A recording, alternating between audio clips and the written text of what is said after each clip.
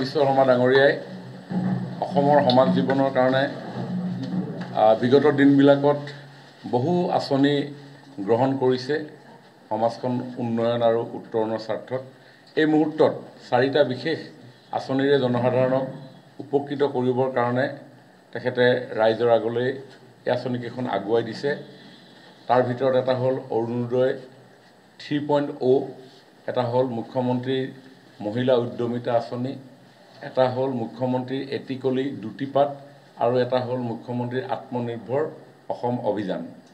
এই 4টা কাৰ্যসূচী আমাৰ তিনিচুকীয়া জিলাখনত যাতে সফলভাৱে আমি ৰূপায়ণ কৰিব পাৰোঁ, তাৰ কাৰণে অভিভাৱক মন্ত্ৰী হিচাপে মই জিলাখনৰ প্ৰত্যেকটো সমষ্টিতে গৈ এই আঁচনিসমূহৰ লগত জড়িত সংশ্লিষ্ট বিষয়া কৰ্মচাৰী সন্মানীয় বিধায়কসকলৰ লগত আমি আলাপ আলোচনা কৰিছোঁ।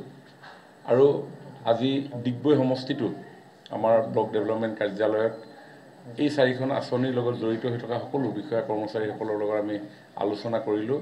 আমাৰ অৰুণোদয় যি টাৰ্গেট আমাৰ সমষ্টিটোত 24,066গৰাকী মহিলালৈ আমি আগবঢ়াম। অৰুণোদয় 2 বুলি যিটো আমাৰ চলি আছিলে, অৰুণোদয় 2ত পাই থকাসকলৰ ভিতৰত অৰুণোদয় 3 যোৱা 14 তাৰিখে আৰম্ভ হৈছে, কিন্তু তাতে 3,919গৰাকী মহিলা বাদ পৰি গৈছে। তেওঁলোকক পুনৰ অন্তৰ্ভুক্তিকৰণৰ কাৰণে আমাৰ যি PS level, polling station level এখন কমিটি আছে, তেওঁলোকক উদ্যোগ গ্ৰহণ কৰিবৰ কাৰণে আহ্বান জনাইছোঁ। দ্বিতীয়তে মুখ্যমন্ত্ৰী মহিলা উদ্যমিতা আঁচনি, এই আঁচনিখনত আত্মসহায়ক গোটৰ সদস্যসকললৈ আগবঢ়োৱা হয়।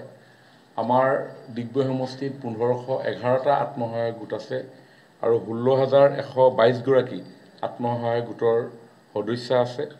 সেই 16,122গৰাকীৰ ভিতৰত প্ৰায় 15,973গৰাকীয়ে এই আঁচনিখনৰ কাৰণে এপ্লাই কৰিছিলে আৰু 14,863গৰাকী নিৰ্বাচিত হৈছে।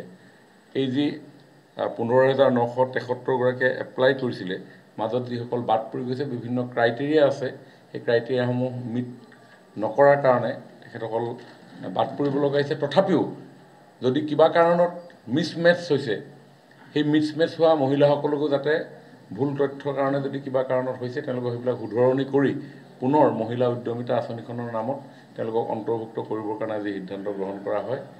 তৃতীয়তে এটিকলি দুটিপাত, আমাৰ চাহ বাগিচা বসবাস কৰা, চাহ বাগিচাত কৰ্মৰত স্থায়ী অস্থায়ী যিসকল শ্ৰমিক আছে, তেখেতসকলক বেংকিং লিংকেজৰ প্ৰতি লক্ষ্য ৰাখি তেওঁলোকে যাতে আমাৰ বেংকিং ব্যৱস্থাটোৰ লগত সক্ৰিয়ভাৱে জড়িত হ'ব পাৰে, তাৰ কাৰণে আমি উৎসাহিত কৰি আহিছোঁ।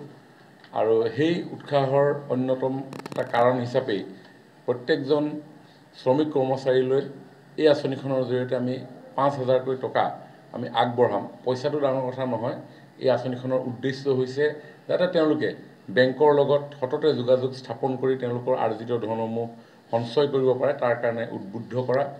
আৰু অন্যহাতে CM ট্ৰিপুলে মুখ্যমন্ত্ৰী আত্মনিৰ্ভৰ অসম অভিযান, এখন অতি গুৰুত্বপূৰ্ণ এটা পদক্ষেপ চৰকাৰৰ মাননীয় মুখ্যমন্ত্ৰী ডাঙৰীয়াৰ।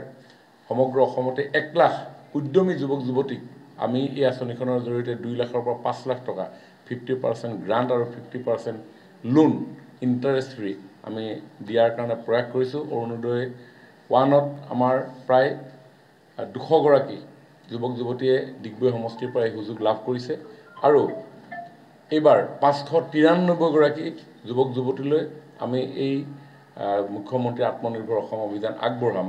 গতিকে এই গোটেইকেইখন আঁচনি যাতে সফলৰূপে আমি ডিগবৈত ইমপ্লিমেণ্ট কৰিব পাৰোঁ, তাৰ কাৰণে আজি প্ৰায় 3 ঘণ্টা জোৰা এই বৈঠক আমি আয়োজন কৰিছোঁ।